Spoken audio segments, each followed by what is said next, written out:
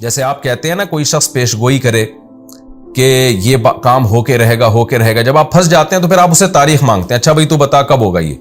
تو وہ یہ سمجھتے تھے کہ محمد صلی اللہ علیہ وسلم ڈیٹ تو بتاتے نہیں ہیں قیامت کی، تاریخ تو بتاتے نہیں ہیں، تو ہمیں پھر یہاں مذاق اڑانے کا موقع ملے گا. بھئی آپ کا تو دعویٰ ہی مبہم ہے، آپ تو جو دعویٰ کر رہے ہیں اس کی ڈیٹیل خود آپ کو معلوم نہیں ہے، تو آپ کا دعویٰ کیسے قبول ہوگا؟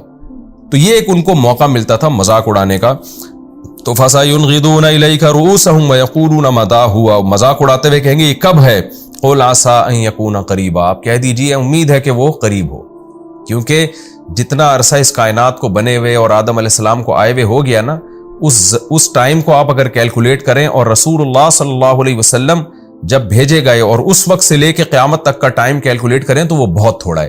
نبی صلی اللہ علیہ وسلم نے فرمایا بعثت انا والساعۃ کہاتین، مجھے اس طرح آپ نے انگلی سے اشارہ کیا کہ مجھے اور قیامت کو اس طرح ساتھ ساتھ بھیجا گیا ہے. پہلے تو لوگوں کی عمر 1000 سال ہوتی تھی، تو اس کے لحاظ سے یہ 1400 سال کچھ بھی نہیں ہے. تو فرمایا کہ بہت جلد آنے والی ہے قیامت. اور حدیث میں آتا ہے کہ جو مر گیا نا اس کی تو قیامت آ ہی گئی، یعنی مجازن اس پر تو اس نے تو گویا اپنی دنیا جب اس کی ختم ہو گئی نا تو ایک لحاظ سے ایک چھوٹی قیامت تو اس کے حق میں برپا ہو گئی ہے. تو آپ ان سے کہہ دیجیے قل عسیٰ ان یکون قریبا، ان قریب امید ہے کہ وہ بہت قریب ہو. تو یہ اس طرف اشارہ ہے کہ مجھے قیامت کی تاریخ کا علم نہیں ہے، اگر اور یہ علم نہ ہونا اس کی علامت نہیں ہے کہ قیامت واقع نہیں ہوگی. آپ کو کیونکہ میں تو جو اللہ کا پیغام ہے وہ تم تک پہنچا رہا ہوں. اللہ نے مجھے بتایا کہ قیامت قائم ہوگی. سورہ طٰہٰ میں بھی کیا ہے، موسیٰ علیہ السلام کو اللہ نے کہا کہ جب نبوت دی ہے اور وحی نازل ہونا شروع ہوئی ہے تو اللہ نے کیا فرمایا، اکاد اخفیہا، اے موسیٰ قیامت واقع ہوگی لیکن میں اس کی تاریخ کو چھپا دوں گا، میں لوگوں کو نہیں بتاؤں گا کب ہوگی تاکہ وہ اچانک واقع ہو. یوم یدعوکم، اللہ فرماتے ہیں جس دن یہ قیامت قائم ہوگی، جس دن وہ تمہیں پکارے گا، فتستجیبون بحمدہ، آج تو تم اعتراض کر رہے ہو کیسے زندہ ہوں گے، لیکن تم سب اس کی آواز پر اس کی حمد و ثنا کے ساتھ لبیک کہتے ہوئے قبروں سے اٹھو گے.